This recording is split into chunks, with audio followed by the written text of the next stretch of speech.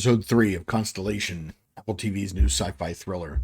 This is your spoiler warning. There will be spoilers in this video. And if you haven't seen my other two videos, I'll link to the first one here.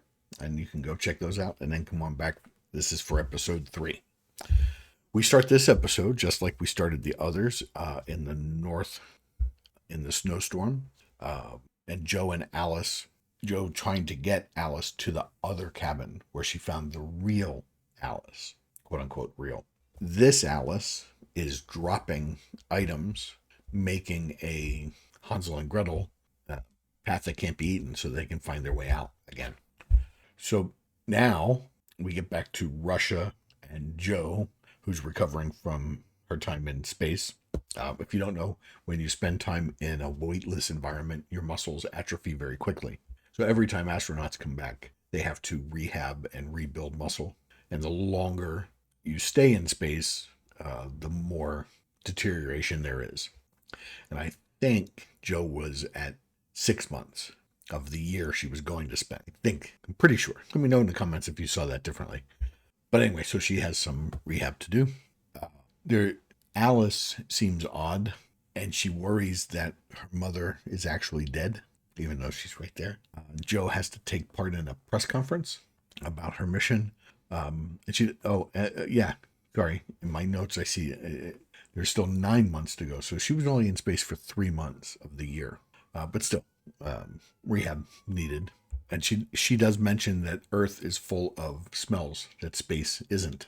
So that's again a reference to the correct thing smelling right. It may matter, or it may just be, another breadcrumb for us to follow.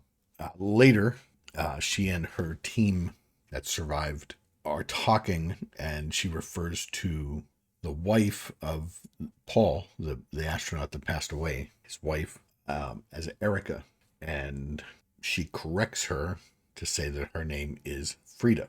And that perplexes Joe because she knew her and knew her name was Erica. So that's a split too.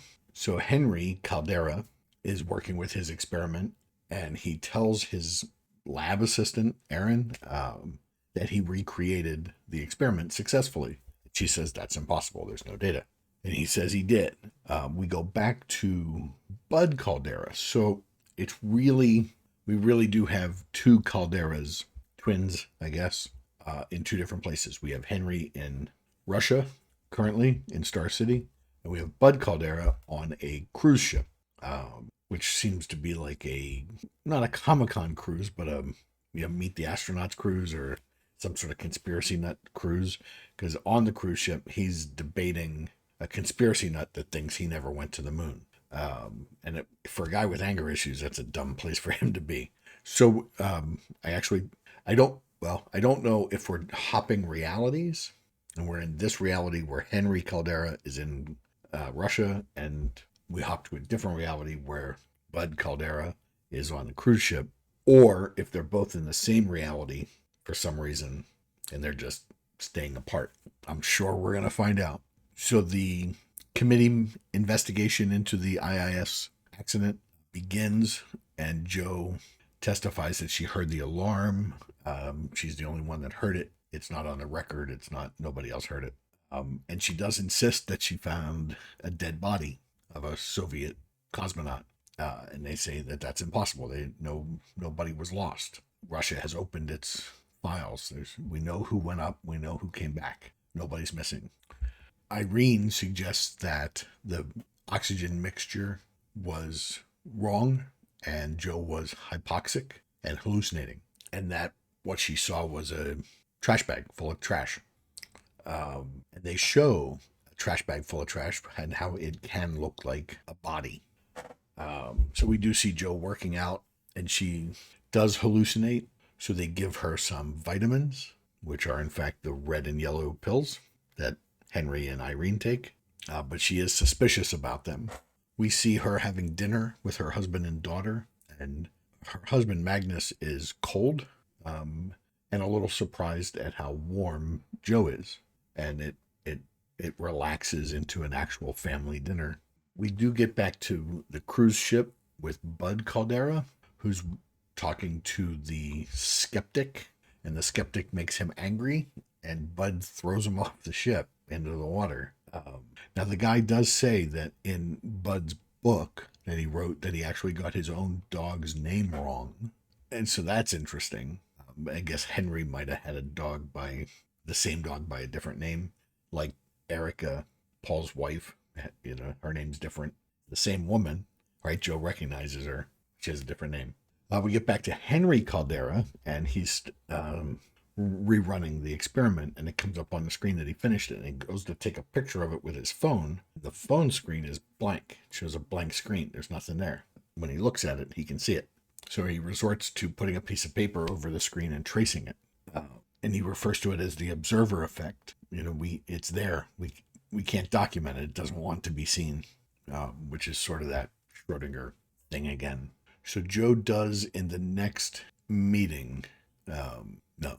So we see Alice and her friend, Wendy, who is Paul's daughter, playing hide and seek. And if you remember Alice and her white rabbit, she gave Wendy her white rabbit to comfort her. They're playing hide and seek, and Alice looks under the vehicle that she's hiding behind, and she sees Wendy drop the rabbit and stomp on it. And when she comes out to confront her, she's not there. When she finally finds her, they have an argument, falling out. Later, Alice is alone on a swing, and Henry sits down on the swing next to her, and he explains quantum physics to her and how an object can exist in a 2 to 3 states. I think it could be white and black, and white and black. And then once it's observed, it decides which state to present. Sound like a plot of a TV show any of us might like?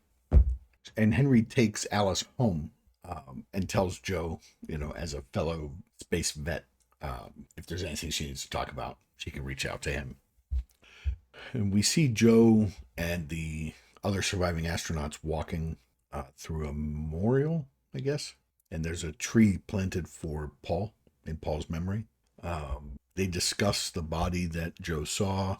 And they kind of convince her she can either fight the committee or get done with it. And she asks for a moment alone to talk to Paul. And she hallucinates that Paul's standing there. Interesting. So at the next meeting of the inquiry into the accident, Joe recants her statements. She admits it was probably a trash bag, and she allows the committee to put forth whatever answer they want, and they proclaim it closed, and Joe can go home. So back in Cologne, Germany, in their house, we do see that Joe has a glass, and she forgets about gravity and just leaves it in the air. And of course, gravity smashes it on the floor. We see Irene visit Henry with a bottle of wine, and they put on some music, and they're having some wine. She lets him know that she has stage 4 lymphoma cancer, and this will be the last time they're going to see each other. And as they're dancing, they turn, and Henry sees Irene as a dead. Hurts the mood. So finally, we get back to the Swedish cabin in the northern part. Alice convinces Joe that there is no other cabin and that the other girl is a hallucination. It's a confusing conversation. So Alice believes that this is not her mother, and the mother believes that this is not her daughter, but she would like to know what happened to her mother. And that's where we leave this show. So we're waiting for episode 4 to come out. So boy, there's we just keep sort of churning on these. So now we have Joe with the lithium bicarbonate, bipolar pills. So let me know what you think is going to happen from here on out. A lot of multiple dimension flipping reality things. We have, Bud and Henry may or may not be in the same reality together. And we have Alice that is experiencing the same thing that Joe is for some reason. We have a possibility that there's another Paul there from the other reality, or he's in some realities. Let me know if you've noticed any way to tell the difference between the realities. We had the big one that showed the picture of the wounded angel and the wounded demon to tell us that there are two. Like, we know that. I haven't really drawn a bead on whether or not Alice's scar is a tell or not. But I'm loving this show. I'm glad I picked it up. You know, I discovered it about 12 hours before it aired. Like, I hadn't seen it coming, so I'm glad we did. And somebody in the comments suggested it. I appreciate that. If you have any other suggestions, let me know. For now, that's it for this one. This is Sean. This is Sean's Take, and I'll see you next time.